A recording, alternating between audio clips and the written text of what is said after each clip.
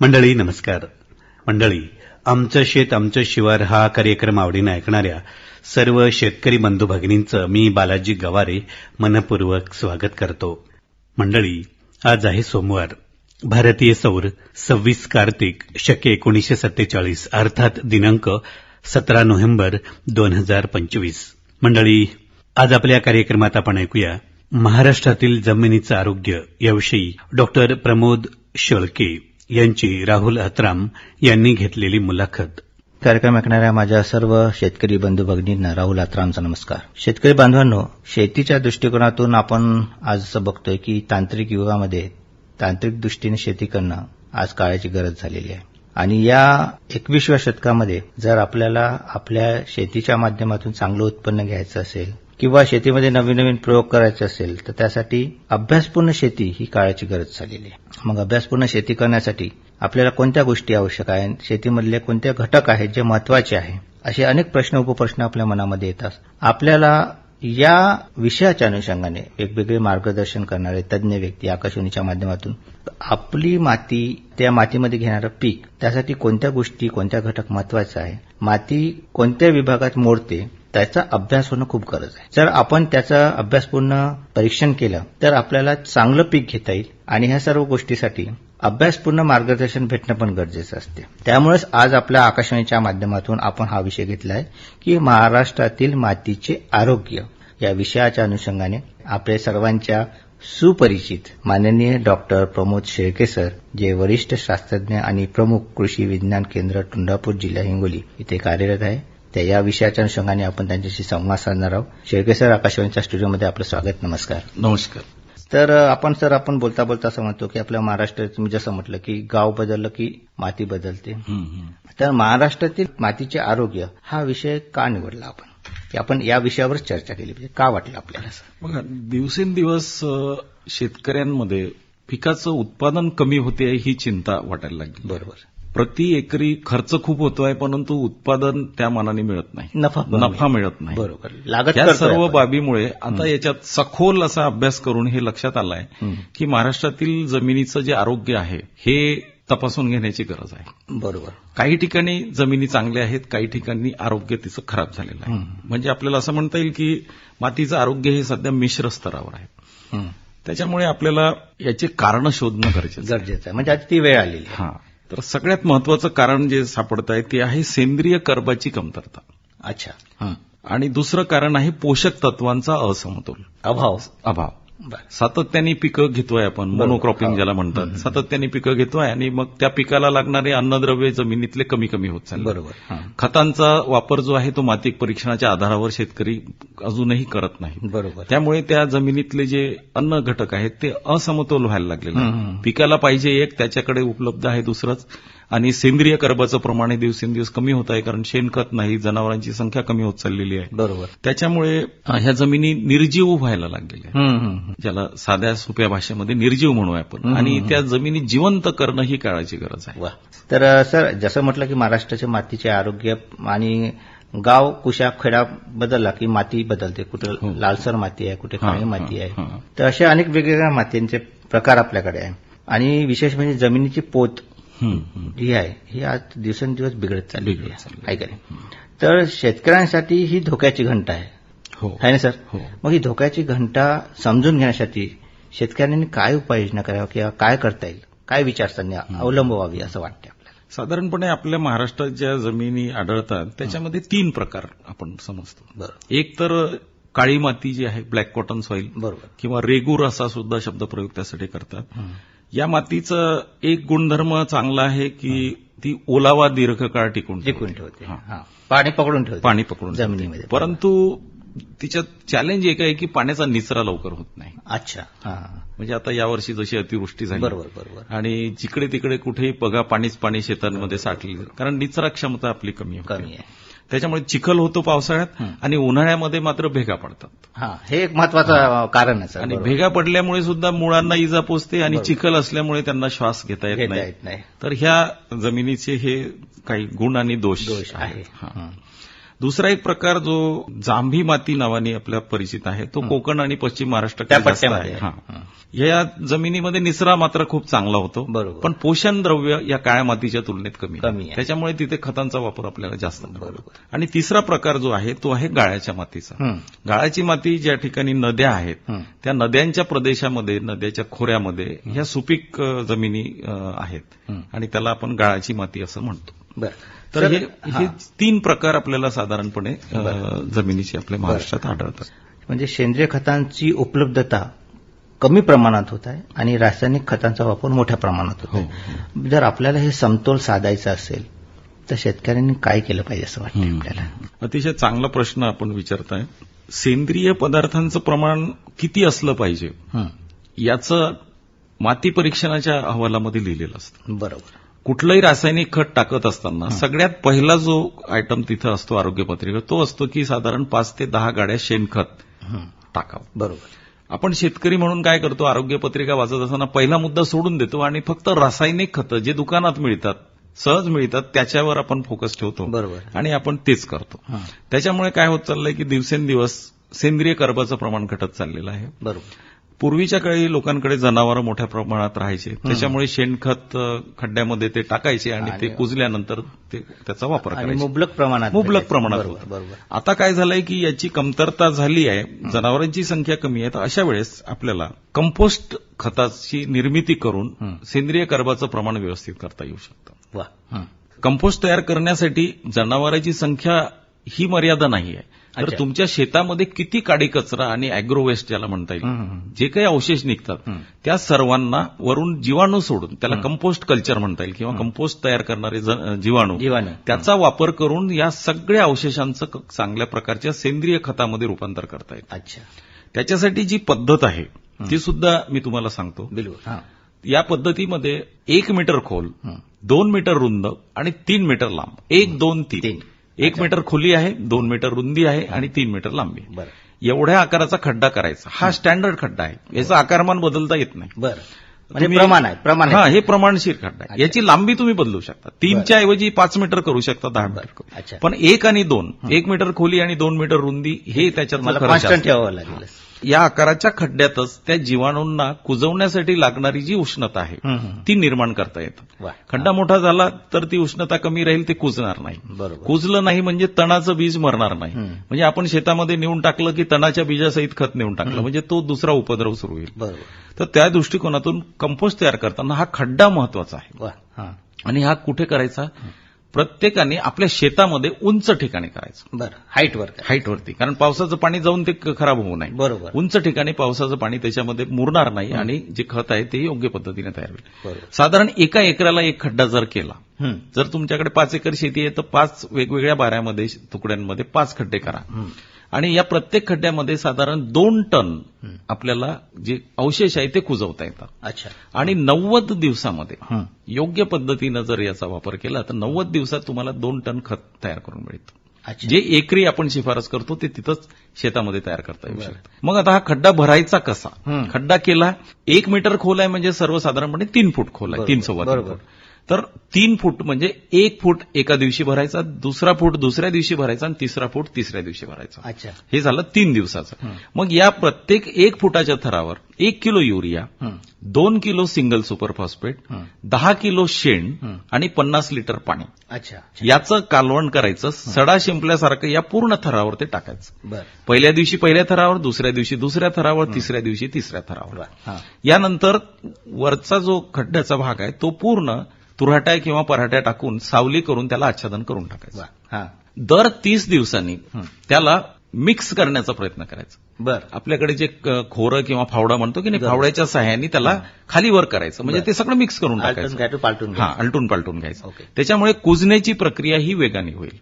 जर अगदीच अशक्य असेल तर करू नका, परंतु जर केलं तर तुम्हाला उत्तम आहे. 90 दिवसामध्ये तुम्हाला गांडूळ खतासारखं, चहाच्या पत्तीसारखं कंपोस्ट खत तयार करून मिळेल. चांगला रिझल्ट. चांगला रिझल्ट मिळेल. हा सगळ्यात सोपा उपाय आहे सेंद्रिय कर्ब आपल्या जमिनीमधला मेंटेन करण्यासाठीचा. आपल्या दृष्टिकोनातून, माती परीक्षणाच्या दृष्टिकोनातून मला जर पिकांची नियोजित पद्धत करायची असेल तर लाल माती आणि काळी मातीमध्ये पीक घेताना काय काळजी घेतली पाहिजे?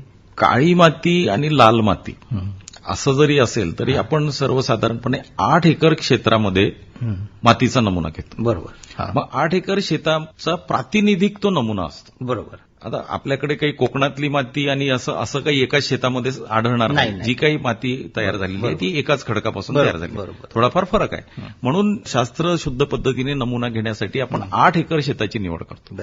तुमच्याकडे जर 5 एकर शेती आहे तर एक नमुना पुरेसा आहे. 8 एकर आहे तरी एकच नमुना पुरेसा आहे. परंतु जर 15 एकर आहे तर मग 8 एकराचा एक 7 एकराचा एक असे 2 नमुने तुम्ही घेतले पाहिजे. का बरं सर? कारण 8 एकराच्या वर जर शेती असेल तर तो एक नमुना त्या पूर्ण जमिनीचं प्रतिनिधित्व करू शकत नाही. अच्छा. जसं लोकसभा, विधानसभा, ग्रामपंचायत बरोबर. आहे का नाही, वार्ड ठरलेले असतात. त्याचप्रमाणे प्रतिनिधी जो आहे तो किती क्षेत्रातून निवडायचा याचा मापदंड ठरलेला आहे. तसं 8 एकरातून जर घेतला तर योग्य आहे. पण जर 10 एकरातून घेतला तर मग 2 घ्यायला पाहिजे. एक घेतला तर तो कदाचित योग्य प्रतिनिधित्व करू शकणार नाही. म्हणून ते आपल्याला तसं करायचं असतं. आणि तो प्रातिनिधिक नमुना काढण्यासाठी त्या 8 एकरामध्ये 7-8 ठिकाणी वेगवेगळ्या ठिकाणी खड्डे करायचे आहेत. खड्डा कसा करायचा? काही लोक व्ही आकाराचा म्हणतात, काही लोक चौकोनी म्हणतात. बरोबर. परंतु मी चौकोनी यासाठी सांगतो की तो बनवायला सोपा जातो. बरोबर. तो खड्डा 9 इंच ते 1 फूट खोल करायचा. अच्छा. आणि त्या खड्ड्यातली माती फेकून द्यायची. ती माती घ्यायची नाही, ती वापरायची. ती वापरायची. खड्ड्याचे काठ वरून खाली म्हणजे जसे पिकाची मुळं जे आहेत ना, वरच्या 1 फुटामधनं जास्तीत जास्त अन्नद्रव्य घेतात. म्हणून तो पूर्ण थर वरून खालपर्यंत 1 फुटात कसा आहे तो समजण्यासाठी तो खड्डा कोरत न्यायचा आणि खाली कागद किंवा कापड टाकून त्या सगळ्या खड्ड्यातली माती एकत्र करायची. 8 एकरामध्ये साधारणपणे प्रत्येक भागात जर 10-10 खड्डे जर केले आपण तर 80 खड्डे होऊ शकतात. हो, नक्की करायला पाहिजे. परंतु ठीक आहे, जितके जमतील तेवढे करा. ती माती एकत्र करा. तिला धान्य गाळ्याच्या चाळणीने पहिले चाळून घ्या. कारण त्याच्यामध्ये खडे गोटे वगैरे असू शकतील. मग ते प्रयोगशाळेत गेल्यानंतर तिथला त्रास वाढतो. तर ती आपण धान्य गाळ्याच्या चाळणीने चाळायची आणि ती माती असा गोंडपाटावर अंथरायची, गोल त्याचा ढीक करायचा आणि समोरासमोरचे 2 भाग काढून ते वगळत चालायचे. शेवटी 1 किलो माती राहीपर्यंत ते मिश्रण कायम आपण करत राहायचं आणि 1 किलो माती प्रयोगशाळेला ती पाठवायची. मग हा जो नमुना आहे 70-80 ठिकाणून खड्डे करून 8 एकराचा घेतलेला नमुना हा त्या जमिनीचं योग्य प्रतिनिधित्व करेल. मग तुमचा जो प्रश्न आहे कुठे लाल माती आहे, कुठे थोडीफार आहे, त्या सगळ्याचा तो प्रातिनिधिक नमुना असल्यामुळे जे रिझल्ट मिळतील ते सर्व त्या 8 एकराला लागू पडतील. वा. सर, आपण असं बघतोय की मातीचे देखील श्वसनाचे प्रकार आहे. मग हे माती श्वसन नेमकं काय असते? बघा, श्वसन कोण घेतं? जिवंत माणूस किंवा अॅनिमल, प्राणी असेल. बरोबर. तर जमिनीचं श्वसन हा जो शब्द आहे तो म्हणजे त्या मातीतील सूक्ष्म जीवांचं कार्य याच्याशी संबंधित आहे. तोच जमिनीचा श्वास आहे. सूक्ष्म जीव त्याच्यात आहेत, ते श्वास घेतील. त्यांना लागणारं जे वातावरण आहे ते वापसा लागेल. फारच चिखल असला तर ते श्वास घेऊ शकणार नाही. काही दिवसांनी ती जमीन निकृष्ट किंवा निर्जीव होण्याचा त्याच्यामध्ये दोष निर्माण होऊ शकतो. मग जमिनीत उपयुक्त जीवाणू, बुरशी, गांडूळ हे जे असतात ते जमिनीमध्ये सातत्यानं कार्य करत असतात. जसं गांडूळ खाली जातात, उकरण्याचं वर येतात, उकरण्याचं पूर्ण त्याच्यामध्ये सच्छिद्रता तयार करतात आणि पिकाला पाण्यासोबतच हवा सुद्धा मुळांना लागते. बरोबर. आपण ज्याला वापसा कंडिशन म्हणतो. तर वापसा सातत्यानं जर राहिला तर पिकाची उत्पादकता वाढेल. कारण त्याला जमिनीतले अन्नद्रव्य घेण्यासाठी कमीत कमी त्रास होईल. बरोबर. जर पाणी जास्त झालं, जसं आपण आपलं ग्लासनी पाणी पितो आणि जर आपण बकेट तोंडाला लावली तर एकदम आपण गुदमरल्यासारखं होईल आपल्याला. तसं त्या पिकाच्या मुळांना जे रंध्र असतात त्या रंध्रामधून पाणी त्याच्यापेक्षा कमी आकाराच्या पार्टिकल्समधून किंवा त्या कणांमधून जाऊ शकेल. मोठ्या आकाराचं जर पाण्याचे थेंब असतील तर त्याला ते घेता येणार नाही. म्हणून आपण त्याला सर्वसामान्य भाषेमध्ये वापसा परिस्थिती असणं गरजेचं समजतो. तर हेच जमिनीचा श्वास आणि त्याचं कार्य आहे. बरं सर, माती सुधारण्यासाठी शाश्वत तंत्रज्ञान काय असू शकते? माती सुधारण्यासाठी ज्या काही पायऱ्या आहेत त्याच्यामध्ये सगळ्यात पहिली पायरी आहे माती परीक्षण. बरोबर. माती परीक्षण केल्यामुळे त्याच्यात 2-3 प्रकार आहेत: भौतिक गुणधर्म, रासायनिक गुणधर्म आणि जैविक गुणधर्म. भौतिक गुणधर्म तर आपल्याला हाताने कळू शकेल. जमिनीचा पोत जो तुम्ही म्हटलाय तो भौतिक गुणधर्म. पाणी निचरा होण्याची तिची जी क्षमता आहे तो सुद्धा एक भौतिक गुणधर्म आहे. बरोबर. तो सुद्धा एकदा प्रत्येक शेतकऱ्यांनी तपासून घेतला पाहिजे. रासायनिक गुणधर्म तपासायला आपण प्रयोगशाळेत जातो, परंतु भौतिक गुणधर्म तपासणं तितकंसं टाळतात किंवा त्याच्यासाठी लागणारा खर्च ह्या गोष्टी आहेत. परंतु भौतिक गुणधर्म आपल्या जमिनीची आपल्याला माहित पाहिजे की किती पाऊस पडला तर तो जमिनीत झिरपेल आणि त्यापेक्षा जास्त झाला तर तो वर येऊ शकते. तर त्या दृष्टिकोनातून आपल्याला आजकाल त्याची विचार करण्याची गरज पडणार आहे. कारण अतिवृष्टीच्या वेळेस सर्व पिकामध्ये जर 24 तासाच्या आत आपण मुळाच्या खाली पाणी नाही गेलं तर ते मुळं सडणं चालू होतं आणि ते पीक मरायला लागतं. त्याच्यामुळे 24 तासाच्या आत पाण्याचा निचरा कसा होईल यासाठी चर खोदण्याची व्यवस्था सुद्धा आपण अगोदरच उन्हाळ्यामध्ये नियोजन करणं गरजेचं आहे. आणि रासायनिक गुणधर्म समजल्यानंतर मग खताचं व्यवस्थापन त्या शिफारशीप्रमाणे करायचं. मी जसं अगोदर सांगितलं आहे की जर मध्यम प्रकारची उपलब्धता असेल तर विद्यापीठांनी दिलेली शिफारस खतांची आपण तंतोतंत अवलंबू शकतो. एखादा घटक अत्यंत कमी असेल तर आपल्याला 50% मात्रा वाढवावी लागू शकेल. एखादा घटक अत्यंत जास्त असेल तर 50% मात्रा कमी सुद्धा करावी लागू शकते. तर ह्या सगळ्या गोष्टी रासायनिक पृथक्करण केल्यानंतर जी जमिनीची आरोग्य पत्रिका येते त्यानुसार आपण ते करू शकतो. आणि नंतरचा सगळ्यात महत्वाचा टप्पा आहे की सेंद्रिय कर्बाचं प्रमाण मेंटेन करणे. सेंद्रिय कर्बाचं प्रमाण जर 0.5% कमी असेल, 0.4च्या कमी असेल तर जमीन आजारी आहे असं गृहीत धरलं जातं. अच्छा. आणि आपलं टार्गेट आहे की 0.8% किंवा ढोबळ मानाने 1% आपल्या जमिनीमध्ये सेंद्रिय कर्बाचं प्रमाण असणं गरजेचं आहे. अच्छा. मग ही जी गॅप आहे ती गॅप पहिले समजावून घेणे ही महत्वाची गोष्ट आहे. एकदा गॅप माहीत झाली की ती भरून काढण्यासाठी उपाययोजना. त्याच्यामध्ये एक आहे कंपोस्ट खताचा वापर, जी पद्धत मी सांगितली तुम्हाला, 1, 2, 3 आकाराचा गड्डा करून ते सांगितलं. सर, एकंदरीत असं बघतो की आपण काम करतो, सकाळी उठल्या 5 वाजेपासून उठल्यानंतर काम करतो, पण आपल्याला ही रात्री झोप येते आणि आपल्याला देखील आराम करावासा वाटतो, आराम करावासा वाटतं. तसंच आपल्या जमिनीच्या बाबतीत आहे, आपल्या काळ्या आईच्या बाबतीत आहे. ती पण पिकावर पीक घेते, वर्षानुवर्ष काम करते, तर मातीला देखील विश्रांतीची गरज पडते ना. खरंच. तर तिला विश्रांती द्यायची असेल तर शेतकरी बांधवांनी काय करावं असं वाटतं? बघा, ज्या ज्या ठिकाणी शेतकऱ्यांना मातीला विश्रांती देण्याची शक्यता आहे त्या ठिकाणी जमीन एकदमच कोरी ठेवायची नाही, म्हणजे पेरायचीच नाही, त्याला विश्रांती म्हणू शकतो, परंतु ते शक्य नाही आणि त्याचा फारसा उपयोगही होणार नाही. बरोबर. म्हणून आपण त्या जमिनीमध्ये हिरवळीचे खतं जे म्हणतात त्याच्यामध्ये मूग असू शकेल, दहींचे असू शकेल, ताग असू शकेल, अशा प्रकारची पिकं त्याच्यामध्ये पेरायची. अच्छा. आणि ते पेरून त्याला फुलावर येण्याच्या सुमारास त्याला रोटावेटरच्या मदतीनं त्या जमिनीमध्ये गाडून टाकायचं, म्हणजे ते कापलेही जातील आणि जमिनीमध्ये मिसळले जातील. त्यामुळे 2 फायदे होतील. एक तर त्या जमिनीमधलं नत्र कमी झालं असेल तर तो नत्र मिळेल, भरून निघेल. आणि दुसरं, हे कुजल्यामुळे तिथे सेंद्रिय कर्बाचं प्रमाण वाढायला सुरुवात होईल. त्याच्यामुळे काही वर्षामध्ये 3 वर्षामध्ये एकदा, 3 वर्षात 6 सीझन होतात, त्यापैकी एका सीझनमध्ये तरी जमिनीला विश्रांती द्यावी किंवा मग निसर्ग आपल्याला अशी विश्रांती द्यायला लावतो. बरोबर आहे. तर आपण केलं तर चांगलं आहे, नाही तर मग निसर्ग आपल्याला ते शिकवतो आणि मग काहीतरी कारणामुळे आपला खरीप खराब होतो, कधी रबी खराब होते. बरोबर आहे. तर आपण तो प्रयत्न केला पाहिजे, म्हणजे जमिनीला विश्रांती मिळेल. सर, मातीचे आरोग्य सुधारण्यासाठी ही प्रक्रिया सीडची ट्रीटमेंट ते काय असते, कशी केली जाते आणि का गरज आहे अशी करण्याची? बघा, बीज प्रक्रिया ही ट्रीटमेंटपेक्षा प्रिव्हेंटिव्ह ट्रीटमेंट आहे. म्हणजे ट्रीटमेंट कधी करतो? आजार झाल्यानंतर. पण आजार होऊ नये म्हणून आपण ट्रीटमेंट घेतोय. तर त्याच्यामध्ये 2 भाग आहेत. एक भाग आहे की त्या बियाण्याला कुठल्याही प्रकारच्या बुरशीजन्य रोग येऊ नये म्हणून रसायनाचा वापर करतो किंवा जैविक बुरशीनाशकाचा वापर करतो आपण, ही एक पद्धत आहे. आणि दुसरं, जमिनीच्या आरोग्यासाठी सुद्धा बीज प्रक्रिया आपण करतो.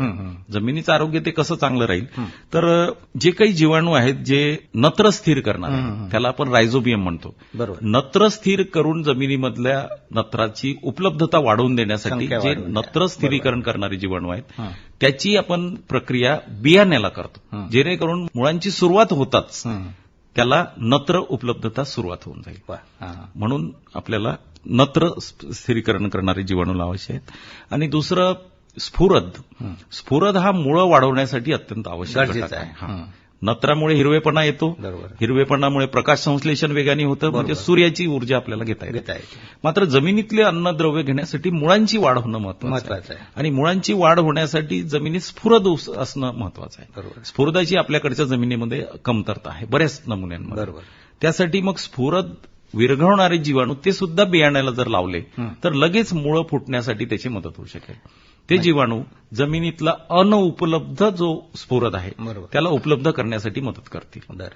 आणि त्याच प्रकारचे मग पालाश विरघळणारे जीवाणू उपलब्ध आहेत, गंधक विरघळणारे जीवाणू, जस्त विरघळणारे, ते आवश्यकतेप्रमाणे माती परीक्षणाच्या आरोग्य पत्रिकेप्रमाणे आपल्याला त्यांचा सुद्धा वापर करता येतो. बरं.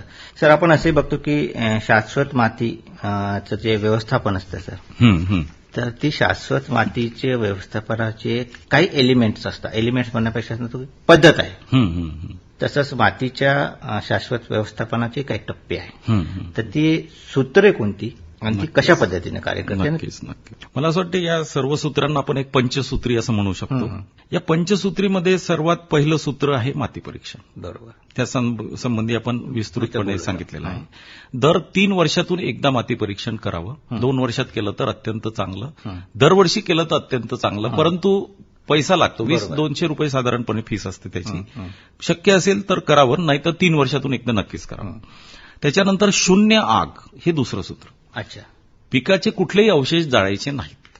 बरं. जे काही अवशेष निघतील त्याचं कंपोस्ट करण्यासाठी वापर करायचा. अच्छा. शेतामध्ये खड्डे करायचे, एका एकराला 1 खड्डा. आजकाल जेसीबी सारखे यंत्र उपलब्ध आहेत. 800 रुपयात तासभरात बरोबर. बऱ्यापैकी खड्डे होऊ शकतात. तर 0 आग आणि कंपोस्ट खताची निर्मिती. पिकांची फेरपालट.